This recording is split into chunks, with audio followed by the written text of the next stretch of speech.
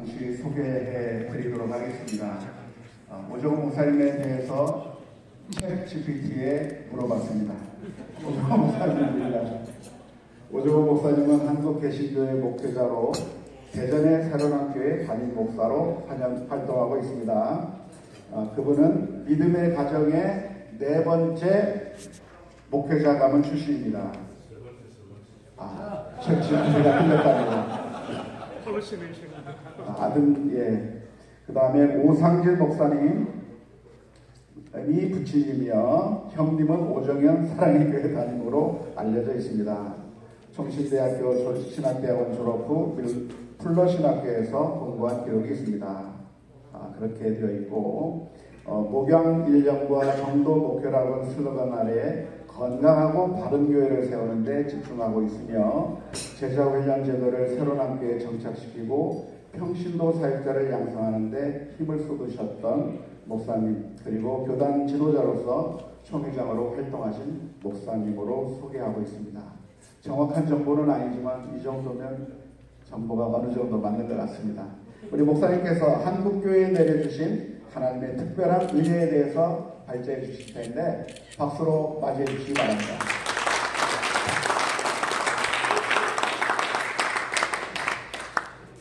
I warmly welcome to Korean Church. 제가 이제 섬기는 교회는 새로운 교회입니다. 새로운 church means newborn church. You understand? 신생 새로운입니다. 오늘 부족한 종이 여러분과 함께 이 아름다운 시간을 가꾸게 하시고 첫 발제 하게 되었습니다. 아주 영광스럽게 생각합니다. 그리고 우리 이국진 목사님께 저를 소개할 때 하나 빠졌습니다. 저는 결혼을 잘했습니다. 제 아내가 best wife in the world. 와우. 네, 감사합니다. 저는 한국교회에 내려주신 하나님의 특별한 은혜, 특별히 저의 강의는 짧습니다. 기뻐해 주시길 바랍니다. 한국교회에 내려주신 특별한 은혜가 어떻게 작용할 것인가에 집중해서 말씀드리겠습니다. 특별히 여러분 제가 출애굽기 19장 4절부터 6절까지 말씀 우리 실라버스에 아웃라인에 나와 있거든요.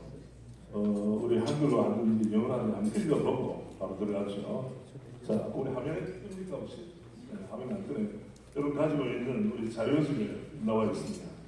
오늘 영어로, 오늘 한글로 너무나 귀하고 높게 드리고 우리 하나님 주신 은혜를 만족하면 어떤 백성이 될 것인가, 그 은혜가 작동하면 어떤 백성이 될 것인가 나와 있죠. 자, 출애굽기 19장 4절, 5절, 6절입니다. 함께 하겠습니다.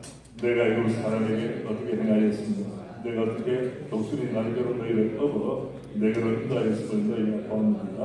세계가 다 내게 속하였나니 너희가 내 말을 잘 듣고 내 언약을 지키면 너희는 모든 민족 중에서 내 소유가 되겠고 너희가 내게 대하여 제사장 나라가 되며 거룩한 백성이 되리라.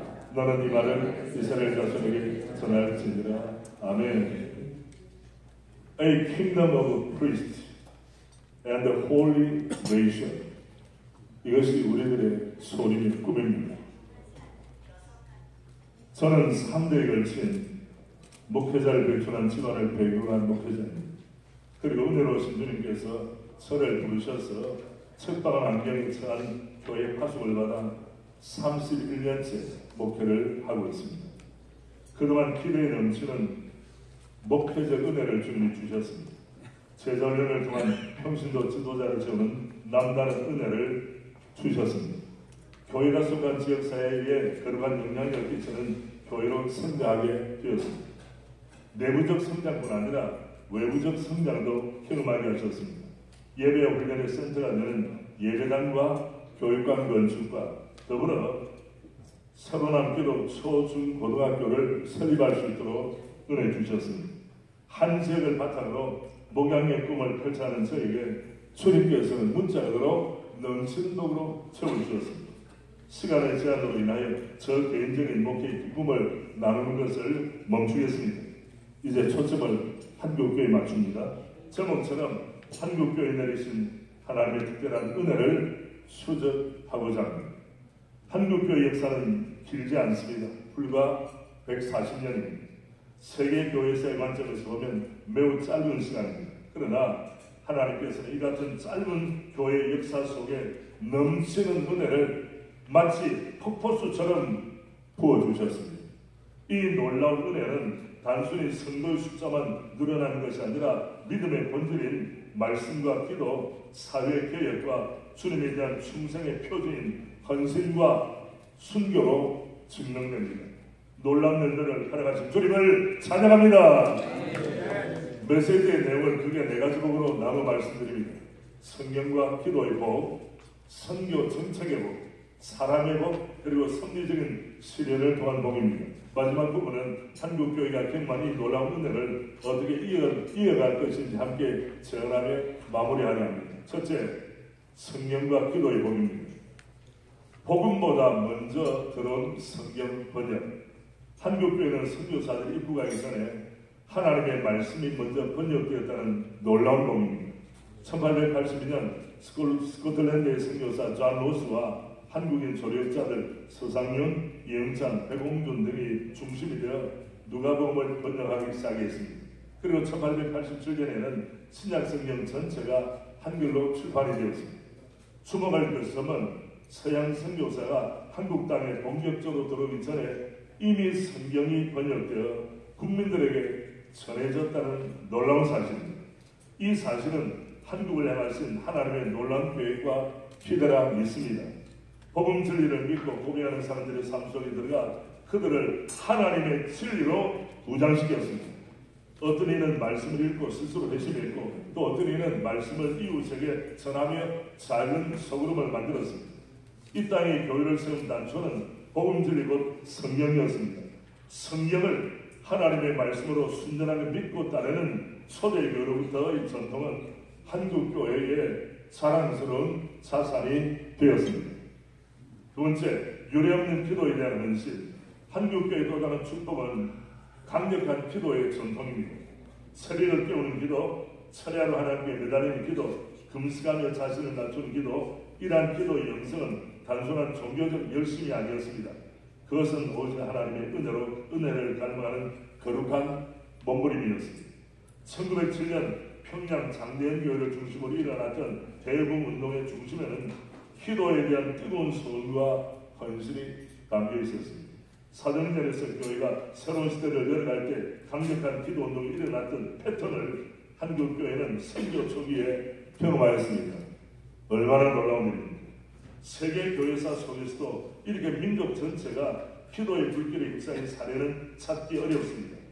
초대교회 성도들이 오순절 다락방에서 간절히 기도했던 것처럼 한국교회 성도들은 집집마다 마을마다 새벽을 깨우며 하나님께 매달렸습니다. 예루살렘 성전 앞에 세워졌던 두기둥 야긴과 보아스처럼 한국교회를 세운 두기둥 역시 말씀과 기도였습니다. 기초가 튼튼하면 그 위에 건축하는 집이 안전한 것처럼 한국교회는 출발 자체가 매우 건강했습니다. 할렐루야! 선교 정책에 보입니다. 한국교회 초기 입국한 선교사들은 인격적으로, 사역적으로, 그리고 학문적으로 탁월한 분들이 대다수였습니다. 그들의 헌신은 위대하였습니다. 그들이 한국 민족을 사랑한 열정은 세계 선교 역사에서 돋보이는 장면입니다. 이러한 개별적인 우수성과 결합한 네비우스 선교 정책이라 불려지는 선교 정책을 받아들인 것은 한국교회 성장의 모멘텀이 되었습니다. 셀프 서포팅, 셀프 가버닝, 셀프 프로페기의 원리는 한국교회의 선교사를 의존하는 교회가 아니라 스스로 일어서는 교회로 자리매김하게 하였습니다. 의료 선교, 1885년 호러스 알렌은 제주원을 세웠습니다. 한국 최초의 서양식 병원이었습니다. 이는 단순한 의료시설이 아니었습니다. 복음의 핵심인 하나님의 사랑을 손으로 만지고 눈으로 확인하게 하는 통로였습니다. 의료 선교사였던 올리버 에비스는 세브란스 병원과 의학교를 세워 한국의 근대 의학교육에 기초를 놓았습니다. 릴리어스 언더우드와 로제타 시오드홀은 왕실로부터 거리 아이들까지 여성과 아동, 장애인까지 의료 봉사를 펼쳤습니다. 그들의 사역은 복음의 따뜻한 손길이었습니다. 시오드홀은 혈액 요양원을 세우고 평생을 혈액 퇴치에 헌신했습니다. 당시 비아렘은 백색 죽음이라 불리던 질병이었습니다. 그러나 그는 그리스도의 사랑으로 그 죽음의 병을 승리하도록 사랑의 의술을 베풀었습니다. 교육선교, 초기 한국교회 선교사들은 전략적인 탁월성을 가졌습니다. 그리고 교육의 현장에서 선교 열매를 맺고자 분투하였습니다. 이러한 결단과 헌신은 수많은 그리스도인과 한국 사회의 지도자를 배출하는 통로로 쓰임받게 하였습니다. 배제학당, 경신학교, 유학당은 단순한 학교가 아니었습니다. 이것은 민족 지도자들을 길러낸 요람이었고 복음을 중심으로 한 교육을 통하여 사회를 혁신적으로 변화시켰습니다. 사람의 하나님께서는 언제나 하나님의 사람을 통하여 일하십니다. 할렐루야. 여기에 계시는 분들 모두가 주님의 거룩함으로 쓰임받을 줄로 믿습니다. 선교사들은 개혁주의 신학과 복음적 부흥운동을 전했고 학문적 탁월성과 인격적 신실함으로 한국교회를 세웠습니다. 대표적인 목회자 양성기관인 평양선학교가 1901년에 개교됐습니다. 제가 지금 배지를 달고 있는데 배지에 나온 내용이죠. 이 학교는 개혁신학의 모판이 되었습니다. 개혁신학은 존 칼빈 중심의 종교개혁 신학의 입주에 성경의 최고의 원리, 오직 은혜로 얻는 건 하나님의 통치와 문화 변혁을 강조한다. 평양신학교 루신인 총신대학과 신학대학원을 통하여 출중한 목회자들이 많이 배출되었습니다. 한국교회 오늘은 이들의 목회적 헌신의 열매입니다. 한국교회 교육주의 신학의 기초를 놓으신 박영명 박사님은 교육주의 전통신학을 정착시켰고 박영선 박사님은 성경 추석 66권을 집필하여 한국교회의 주경신학적 기초를 놓았습니다. 초대 대통령이셨던 이승만 박사님은 대한민국의 자유민주주의의 기초를 놓았고 김준권 목사님은 CCC 캠퍼스 크루세이드 포 크라이스트 운동으로 청년 복음화를 통해 민족 복음화의 비전을 심었습니다. 주기철 목사님은 신사참배를 거부하며 일사가고의 신앙으로 목회자이면서 동시에 신앙인과 애국자의 표상이 되셨습니다. 손양은 목사님은 원수까지 용서하며 이 모든 그 별명에 적합한 사랑의 원자탄이라는 칭송을 받았습니다. 이 모든 분들은 모두 하나님의 은혜의 증인이었습니다. 그리고 후대를 향하여 허락하신 하나님의 위대하신 선물이었습니다. 그렇습니다. 한국교회는 초창기부터 하나님의 사랑의 법을 눈부시게 경험하였습니다. 마지막 선미적 실현과 도전. 하나님은 교회를 추구하실 뿐 아니라 실현을 통해 교회를 단련하시고 깨끗하게 하십니다. 유교적 제사문화는 신앙과 전통 사이의 갈등을 불러왔습니다. 일제의 신사참배는 신앙의 절대성을 시험했습니다. 공산주의는 교회를 파괴하려 했으나 오히려 순교의 신앙을 남겼습니다. 자본주의와 만문이즘은 물질 만능의 유혹을 가져왔습니다. 포스트 모더니즘은 신본주의를 변질시켜 인본주의로 나아가도록 만들었습니다. 자유주의 신학은 성경의 권위를 약화시키고 교회에 큰 혼란을 주었습니다. 코로나 팬데믹은 예배와 공동체를 시험했습니다. 새롭게 일어난 세대는 세속주의 교육에 익숙하며 전쟁을 모르는 세대입니다. 전통적 가족 형태가 산업화 이후 AI 시대에 급속하게 자기중심의 세대로 고착되었습니다. 캠퍼스 선교와 군인 선교가 예전 같지 않습니다. 새로운 복음전도 시대를 열어가기 위한 고민이 깊어지고 있습니다. 그러나 이 모든 시련 속에서도 한국교회는 하나님의 은혜를 더 깊이 의지하게 되었습니다. 자기 성찰이 요청되는 시대는 우리 모두를 이 시대를 살고 있습니다. 특히 한국교회는 하나님께서 허락하신 특별한 은혜를 남용하거나 소홀히 하지 않았는가 깊이 있게 반성하고 있습니다. 결론과 정리입니다. 한국교회는 여전히 하나님의 부르심을 받고 있습니다. 첫째, 세계 선교에 대한 헌신으로 나가야 합니다. 한국은 미국 다음으로 많은 선교사를 파송한 나라입니다. 그러나 단순히 숫자가 아니라 질적 헌신과 깊은 영성이 함께해야 할 것입니다. 둘째, 복음의 심화와 확산을 위해 노력해야 합니다. 종교개혁 신앙을 위해서는 은혜를 세계교회와 나눠야 합니다. 한국교회의 부흥은 한국교회의 자산만 아닙니다. 세계교회를 위한 하나님의 선물로 인식해야 합니다. 셋째, 거룩한 연대의 소망을 가지고 나가야 합니다. 느헤미야와 에스라가 함께 눈물을 흘리며 나라를 재건했던 윌리엄 윌버폴스가 또 클레판 공동체가 함께 어둠 속에서 빛을 발하였던 오늘 한국교회도 동일한 구원론, 성경론, 변론을 가진 해외 교회들과 거룩한 연대를 통하여 각 나라의 교회의 부흥을 도모하며 아시아와 세계를 향한 선교적 책임을 역동적으로 감당해야 합니다. 사랑하는 동역자 여러분, 한국교회 역사는 곧 하나님의 은혜의 역사입니다. 우리는 하나님의 은혜로 시작하였고 하나님의 은혜로 지금까지 달려왔습니다. 앞으로도 하나님의 은혜에 붙들려 전진하기를 소원합니다. 출애굽기 16장 6절의 말씀대로 제사장 나라와 거룩한 백성을 우뚝 서서 하나님을 높이고 많은 사람을 그리스도께로 돌아오도록 만드는 사이에 박차를 가해야 할 것입니다.